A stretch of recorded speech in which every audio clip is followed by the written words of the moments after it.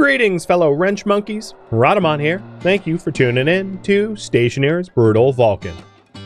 Episode 38, Brainstorming Stirling Power During a Storm. Okay, so I got my centrifuge and my steel sheets. Let's cycle in. And I'm going to set this up so that I can access both the arc furnace and the centrifuge so that it's not annoying to use. So I'll put the centrifuge here. I think it's what, wrench? And then weld? Yeah. And I am not doing IC or logic chips for this thing.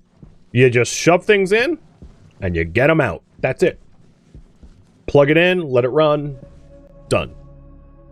All right, the other half of the equation is the arc furnace. So here's the output chute, here's the input chute, and we just want to hook up the chutes where it won't be inconvenient to move around in this room, and that's about it. And then if I did everything correctly, this room should be vacuum. And it currently is. Cool. I mean, it probably would have exploded if it wasn't vacuum, because outside is a little volatile. Little volatile.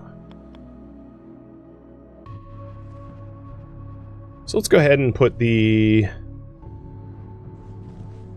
arc furnace there so I can see the buttons. And hook up the out chute.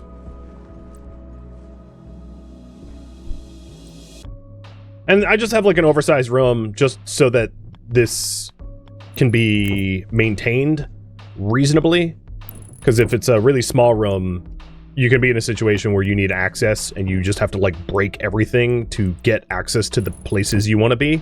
It's really annoying to have to break things down to repair them. It doesn't make sense.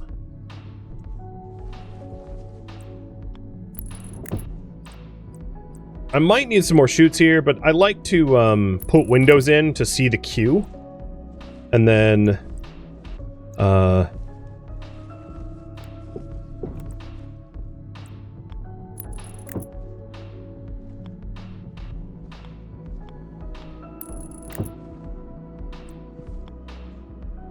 oh, right, that's going to be a problem.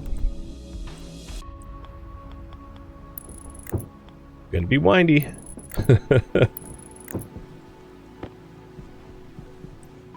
You can see how it's going together.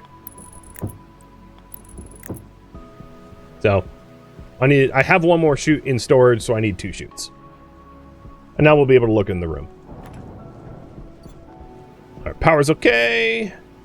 Farm's okay. Nice.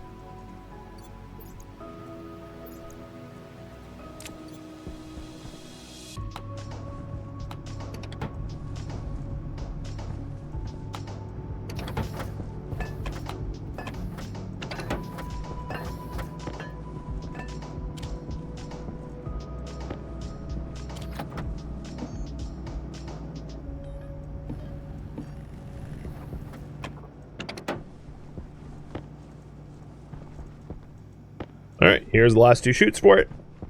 It wouldn't be a bad idea to set up IC logic that controls the vent as well. That says something along the lines of, if pressure is greater than 0, activate, if not, deactivate. Because leaving an active vent on all the time is, not free. Active vents are 100 watts. So, that might be a thing to consider. So where is the cable for the logic? Where the hell did that drop in? Is that somehow in the door? I don't know where it is. Whatever the case is, I'll find it in a minute. Let's go ahead and hook up the centrifuge. Because we can start centrifuging cobalt now. There's really no reason to wait. And I'll explain how the centrifuge works, and why I'm not bothering to hook it up with logic. So when you turn this thing on, it starts spinning. And you can really only take... So if you see here, it's processing the cobalt. And I intentionally have this arc furnace vent off so that I can show you the gas buildup in the room. So what's going to happen in this room, And the important thing about this room is this room, depending on what's being outgassed, should be kept rather cold, because if it exceeds a certain temperature, what will end up happening is it will spontaneously combust. And we don't want that. So this is a room not to be heated, which is why it has no windows or anything like that. Because if there was, you know, volatiles plus oxygen or nitrous oxide in the room and it exceeded a certain temperature, it would go kablooey, and kablooey is not fun. So what's happening here is it's processing the ores in the furnace, or in the centrifuge, and outgassing its contents. So if we look at cobalt,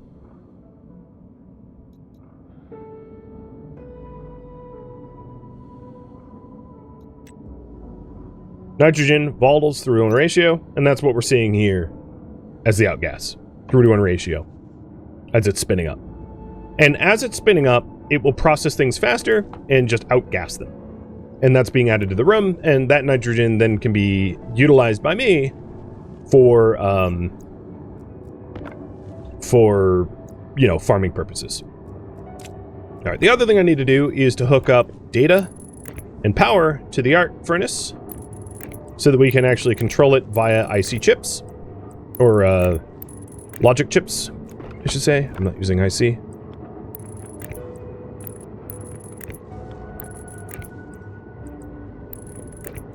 But you can imagine why you wouldn't want anything to be an ignition source. So I'm going to feed this manually only because there's just not a lot of situations where we're going to have like a lot of cobalt. This is kind of like I do it every now and then when convenient. And I could have a chute system for an intake here. The reason why I don't use IC is the centrifuge, you can't take stuff out of it until it stops spinning. So it's not as simple as an arc furnace where it's just like stop, go, stop, go.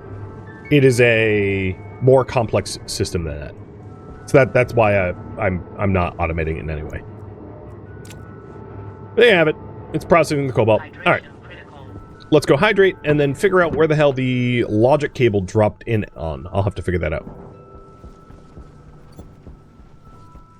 To fix the arc furnace fully, now that it is on its own power grid, and then we can start smelting like gold or whatever else.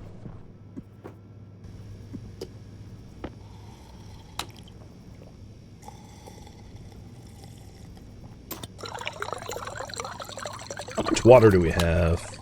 3 liters so far? Made but not pulled in for temperature controlling. Got it. So that fixes the, like, cobalt arc furnace problem, more or less. I just have to do the IC for it, or the logic for it. But, pretty close to being done. And then we'll start embarking on the Stirling setup.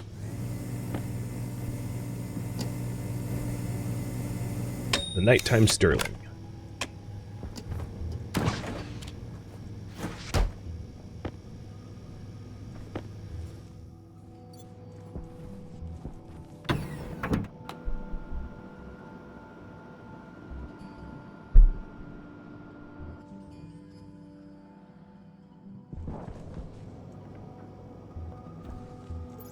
So how many got 9 liters? Not bad. Are we still running? No, we're not. Oh no, yeah, we still have fuel in the system. I still have a kilomole of water. Alright, let's just do more. I'm repressurizing the fuel to combust into water. Done. Carbon dioxide, how you doing? 1.5 kilomoles. I'm actually going to have that keep going, provided there's carbon dioxide in the intake pipe, which is constantly refreshed, so there should always be. And farm is pressurized enough, tempered enough. Yeah, everything looks good. Alright, let's go find where that logic cable is, because I thought I had pushed it down into the room, but clearly I didn't. Swimming pool incoming, 9 liters of water. Yeah, like fishbowl. Yeah, what the hell? That cable definitely goes into the room.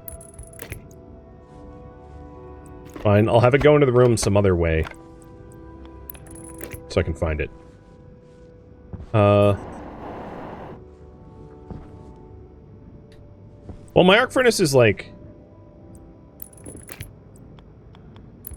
Oh, let's not embed cables. So this is gonna look ugly, but it, like, is ugly for a reason. Just like... So... Yeah, we will definitely find the cable this way. This is gonna drop in, like, on top of the arc furnace. Basically, I just want to, like, find it. Ooh, yeah, see our power? Fairly low. Because it's night so often than not. One of the advantages of the imperfect Stirling is the longer your nighttime is, the more it can run. So, you know, there is that small bonus. But we'll get to that in a minute. Alright. Oh, you know what? The logic... No, it should have been... Maybe it was dropping into this... Yeah, it was probably dropping into the door. There it is. And now this thing has centrifuged up all the cobalt. Now that it's spinning fast, I can pull more stuff in and it will process faster.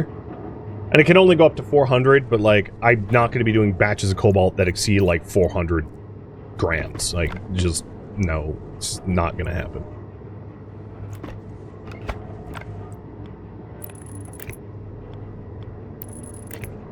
Alright, I don't really care about the ugly cables in this room. It's not a room I'm going to enter off enough that ugly cables is a deterrent.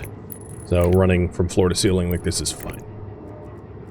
So now, this arc furnace is on the same IC network as it's supposed to be. So if we go out there, we should, oh, and 37 moles of nitrogen. All right.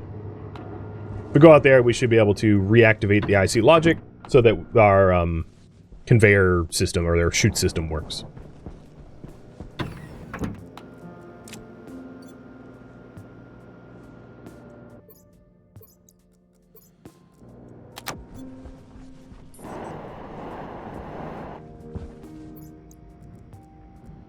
So the logic slot reader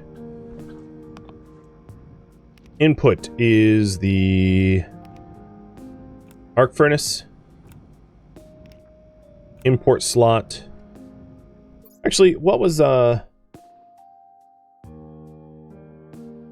quantity, I think, is the variable. How did I do this again? Quantity.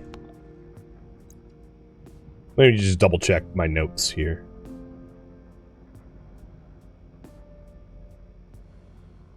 Arc furnace imports quantity. Yeah, okay. So arc furnace import quantity. And then this input is the slot reader. Output is the arc furnace again. And the variable is activate.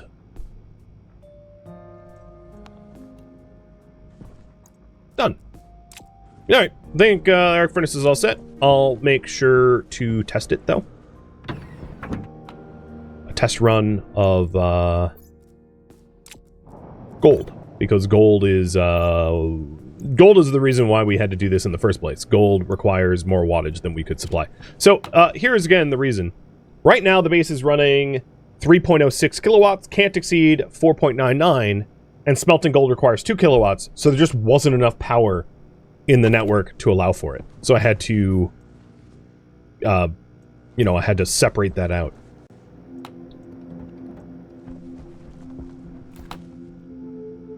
And once it enters, we should see the...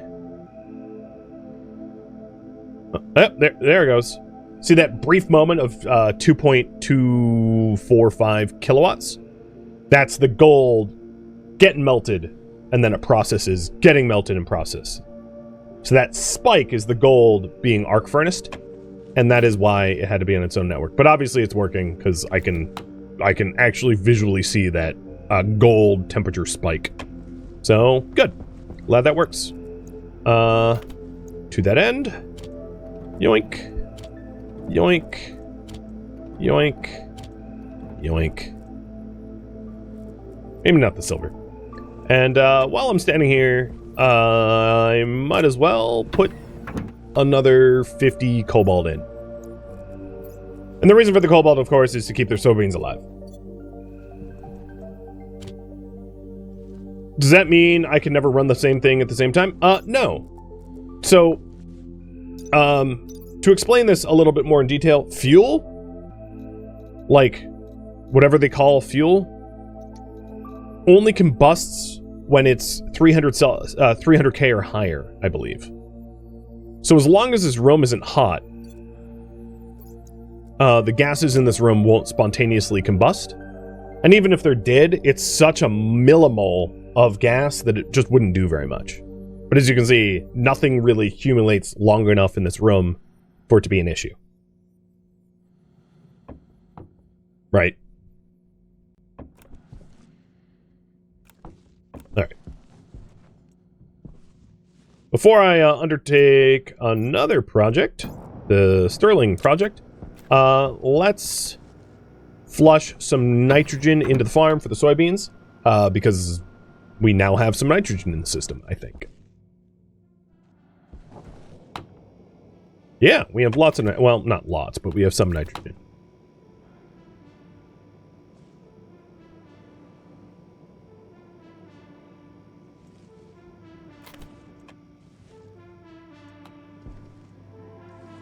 And it looks like soybeans are thriving, wheat's thriving. All the things that aren't saying that they're thriving is probably just because some factors had changed since they last grew, but it looks like all the plants in this farm are just like doing awesome. I don't see any evidence to the contrary, which makes me happy. And we have 5 liters of water in here, so it's cool. Farm is as good as it's ever been. All right. I'm gonna do a hydrate and food again, even though I'm not super thirsty. In this case, maybe it's worth me making my first batch of bread. So, bread is flour and soy oil. Flour is wheat in a reagent processor. And soy oil, soy oil is soy in a reagent processor. Soybeans in a reagent processor. The TLDR, I need a reagent processor.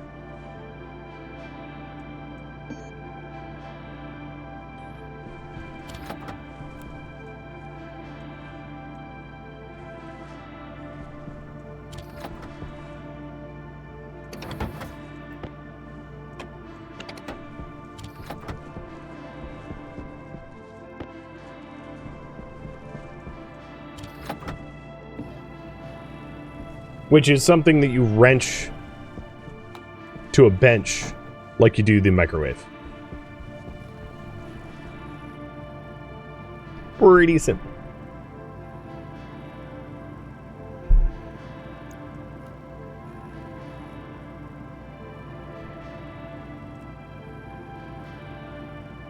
And then once we have these two, bread. Oh, let me not print another one. Bread itself is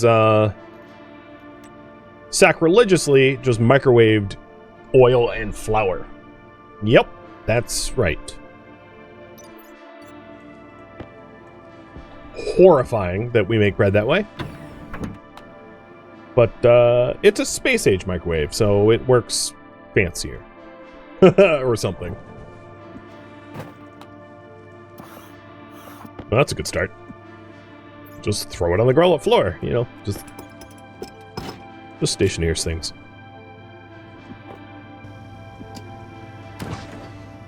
Alright. Wheat. So the way this works is you open the reagent processor and you, or rather, you stick the wheat into the reagent processor, let it run,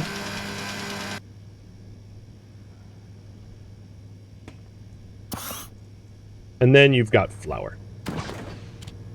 Actually, flour is shelf stable, but whatever. Do the same with the soy oil, or soybeans.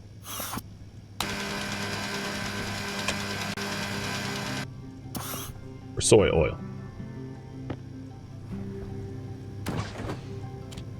Again, bread is flour and oil. So this is, I'm going to save just in case I screw up the ratios, because I'm an idiot. I haven't done this in a while. So, we are looking for 200 flour.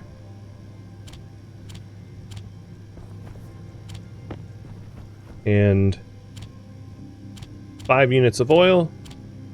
There we go. I didn't screw it up. Screwing up a potato is like, oh no! But it's a potato, I have a million of them. Who cares? I just didn't want to screw up bread, because, like, I don't have a lot of shots at it, right? And we microwave it, makes a bread loaf. And then a bread loaf, how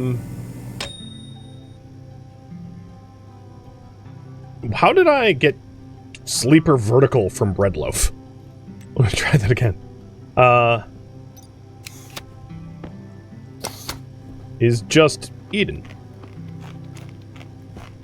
And the advantage of the bread, and I'll leave it in there, is it allows us to hydrate beyond our, like, maximum. So if you look at my hydration, it's greater than 100, oh, that way. Greater than 100%, so I don't have to hydrate as frequently. And I can just leave the bread in here, and the bread's gonna keep for a few days, so, yeah. Bread. Okay, Stirling engine time. So, current priority right now is make a nighttime Stirling engine.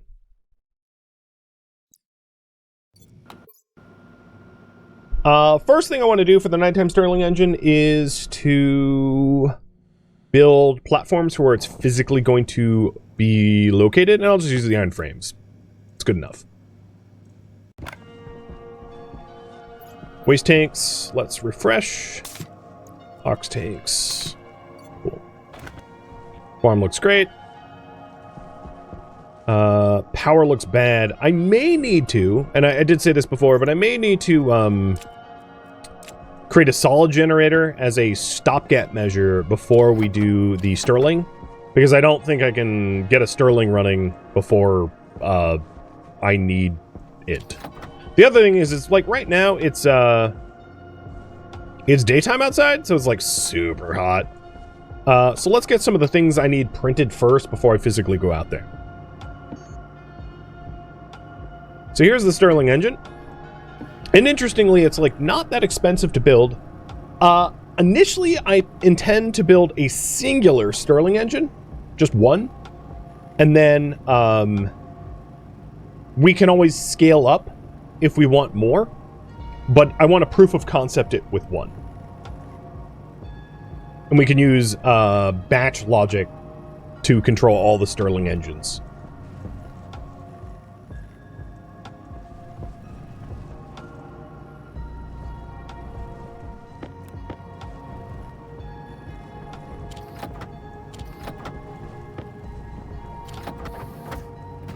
Alright, so there's the Stirling engine. In order to build the Stirling,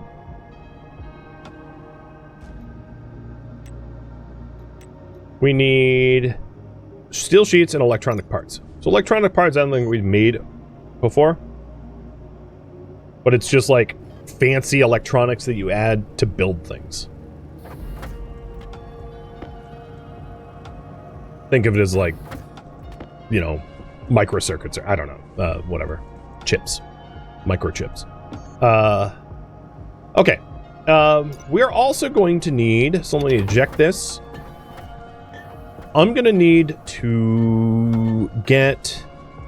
So, I'll just show you the Stationepedia about this. So, the Stirling engine needs a working gas by inserting a gas canister. The working gas isn't used up.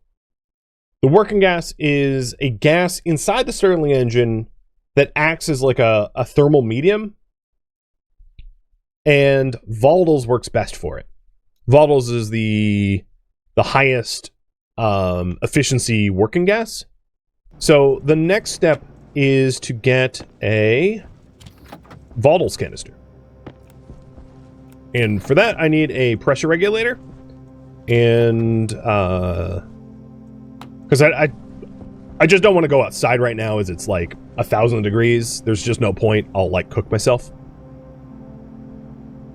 So we're going to get a pressure regulator. And it's essentially going to be the same way I treat the gas canisters and the ox canisters. It's just going to be a volatile canister. But, you know, same diff. If we're doing that, I'm going to need to move these cables. They're in the way. So let's reroute those cables to somewhere that isn't intrusive.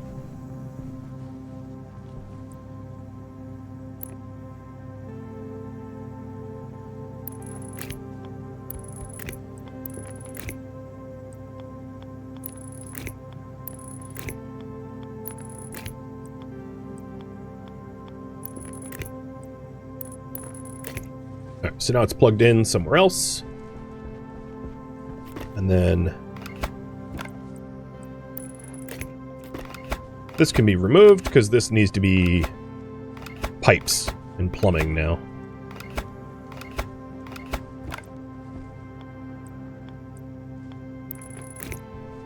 Okay. Done. We have some insulator pipes. Perfect. So let's grab the red one. The Red Master.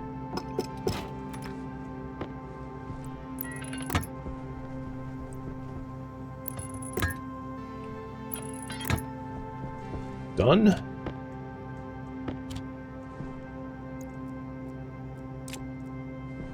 Oh, does that, no, it's a liquid volume pump. Alright, so here's our regular pressure regulator.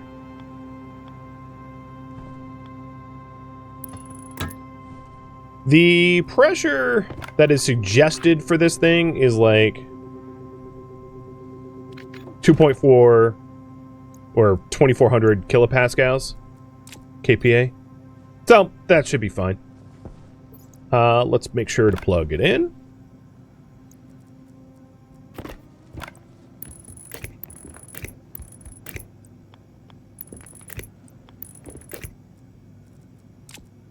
And then we need a canister holder and a canister. So print up a canister. And this is a canister of pure volatiles. I'm going to paint it red. And I can use my arc furnace room as a paint booth because all the gas gets sucked out of there, so I can paint in there for free. Right? Who cares? And then, what is these called again? The gas tank storage. That's just a utility. So, gas utility. And I might as well paint this one red as well, so that it fits the scheme.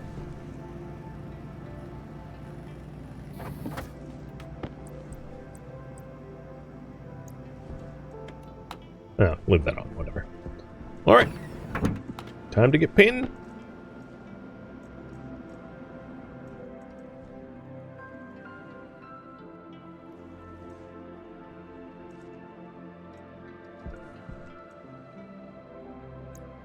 That was it. Really uneventful. Couldn't even hear the paint can. And here's the last of my cobalt to create as much nitrogen as I have access to.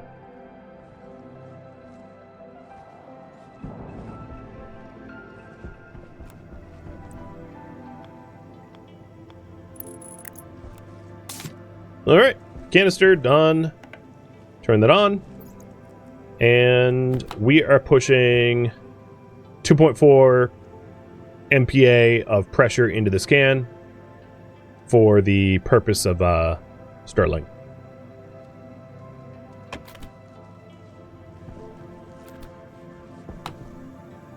We still have a little bit of... No, that's exhaust. Alright, we burned up all our fuel for the water. Is there water left in the tank? There is unprocessed steam left, yeah. Okay.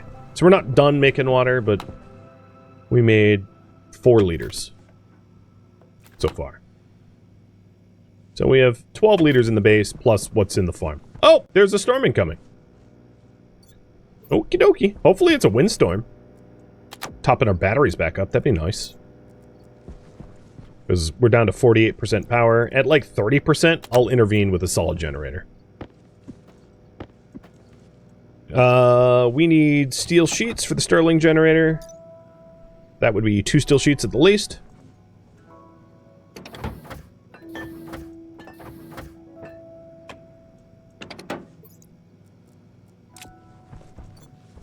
And let's put this... Oh, these frames I'm going to want to lay out.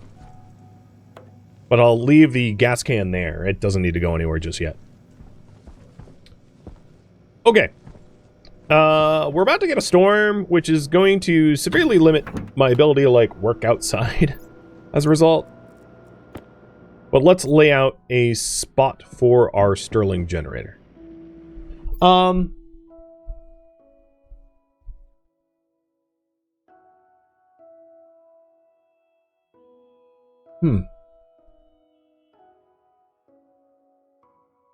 I don't know whether Stirling generators are damaged by storms.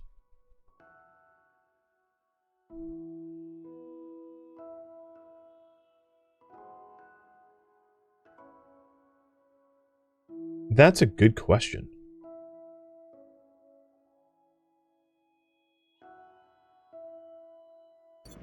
Ooh. If anyone has a answer, I would love one. So, Stirling generator. Let's decide where it's going to exist. It, as I said, is potentially explosive. So, should be safe? Okay. So we want it near this heavy watt cable, but not like super close to precious stuff. We also have the same heavy watt cable over here. So maybe what I'll do is I'll have the Stirling generator like on a platform over here. Although that interrupts where the landing pad would expand into. So maybe I'll just put the Stirling generator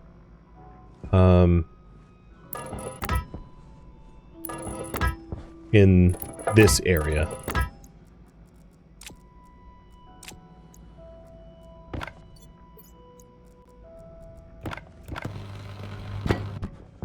Could I enclose in a vac room? No. No. The Stirling generator generates heat and requires a temporary... It would actually not even operate in a vacuum. I don't think. It would fail to work. I don't know what kind of storm's coming, so I'm going to get inside for now.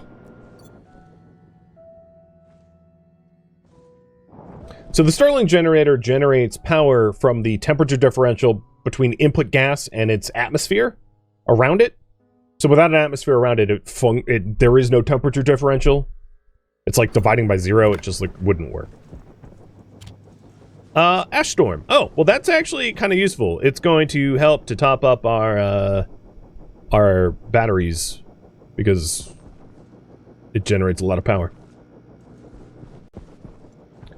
So, I don't mind that.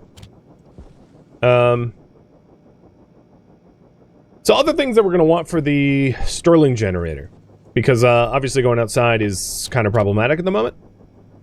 The way it works is you feed the Stirling generator hot gas, and then it has an output vent for like the gas that you used. So we're going to want like a large tank that gets fed hot gas. The large tank that gets full of hot gas, which means we need a, ideally like a temperature sensor for the ambient temperature so that we can detect when it's hot out. And then maybe what I'll do is a data reader on a insulated tank to detect whether it's full or not.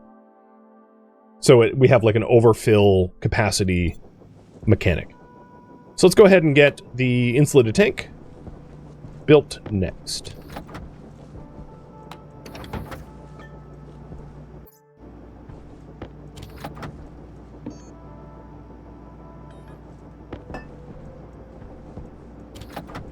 So we'll need an insulated tank. We're also going to need at least one active vent to pull air into the insulated tank.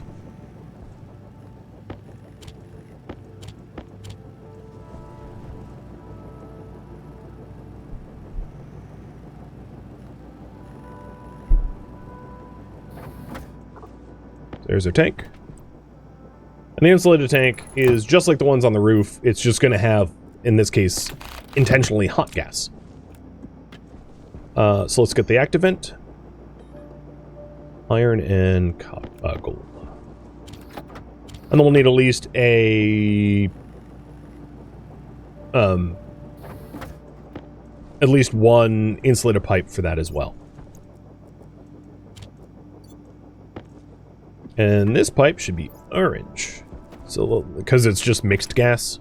I'm not filtering or anything. So, orange insulated pipes. So this is sort of like the stack of stuff we need for the Stirling generator. I haven't printed up the steel sheets either. I know. That's to be done.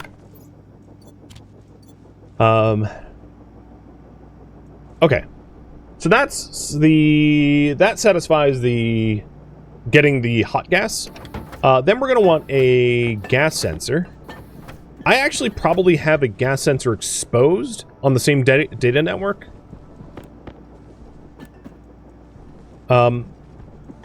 There's also one other weird thing about the Stirling generator. Their Stirling engine, I should say. The engine itself requires a little bit of power to run, but then it generates power.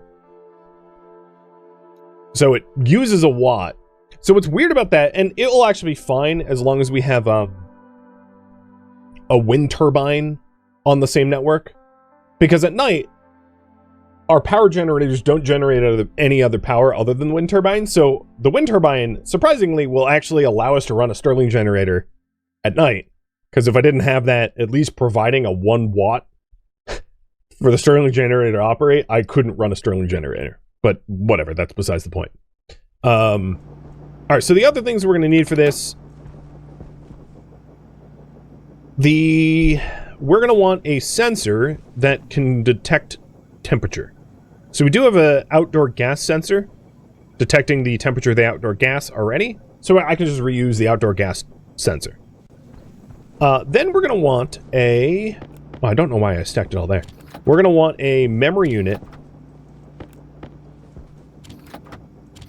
to set the temperature threshold. So like when it's greater than, let's say, 650 Celsius or Kelvin or plus 273, whatever. So we're going to want a mem unit and a logic I/O to read the sensor's temperature. Actually, I probably already have that, the logic, if we want to reuse logic. The question is, should I do it? So like this coolant intake gas temp logic reader I could use for the Stirling generator. So I guess a very quick question I have for you guys is, should I reuse or duplicate logic? The advantage of reusing is it's like 10 watts less for everything I reuse. The advantage of duplication is it simplifies things. I don't care. You can vote. Either way.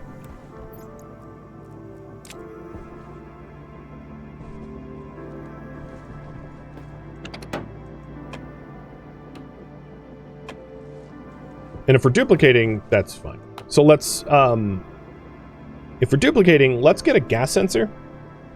Gas sensors are like free. They don't cost power, so that's fine. And yeah, obviously you guys want me to duplicate, so we'll do that. So we'll have a gas sensor to be able to detect the outdoor temperature. Then we'll have a logic reader to be able to read that temperature.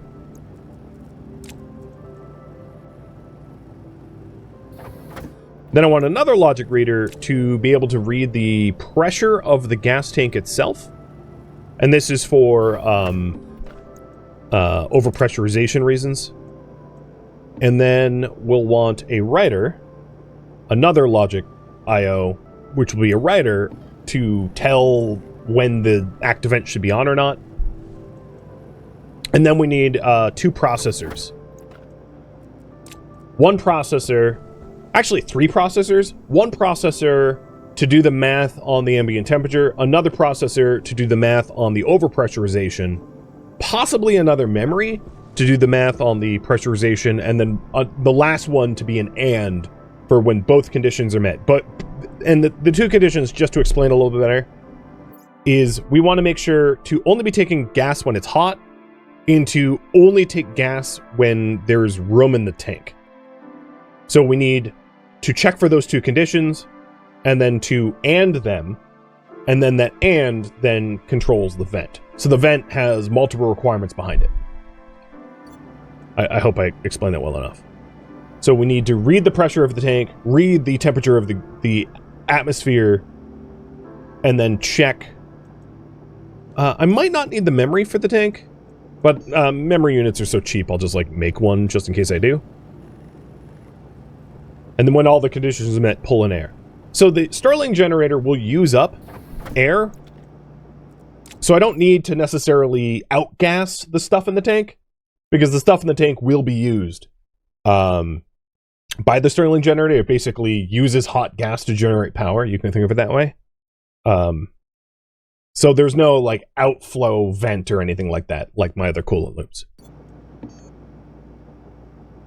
So we need some logic processors, and I think we need 3, as I said. One to do the math on the temp, one to do the math on the pressure, and one to check both of the other processors to make sure both conditions are yes or true.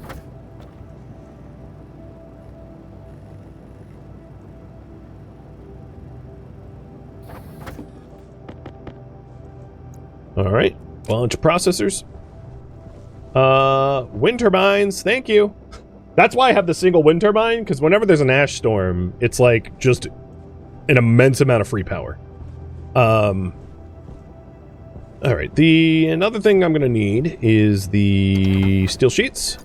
So the Stirling generator, or engine rather, itself requires 2 steel sheets to make.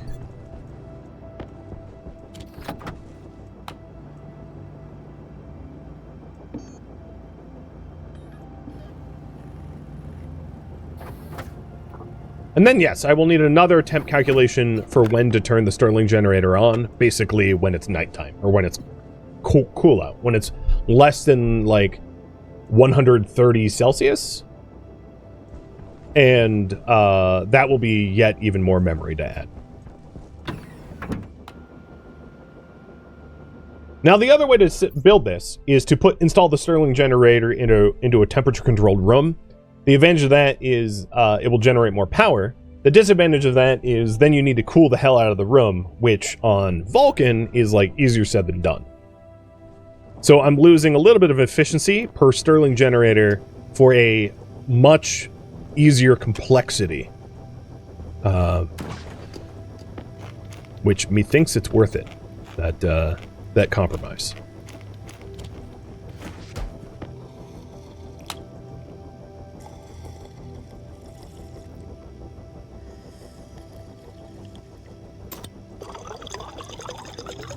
Some high quality H2O unlocked. Yeah, look at my hydration. 174. Oh yeah. Up to 175 because bread is a very high quality food and now I don't have to hydrate as often. Yeah!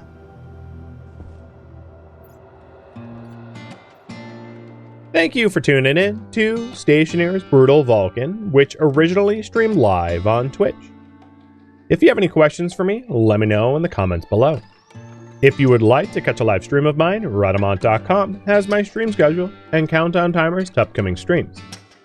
If you'd like to join my online gaming community on Discord, Rhadamant.com has a link to it, as does the description of this video. Thank you so very much for watching. Special thank you to my Twitch subscribers, Patreon patrons, and viewers like you that support the channel and made it all the way to the credits. Thank you so very much. I hope to catch you next episode or an upcoming stream. Farewell, my fellow Vulcanites.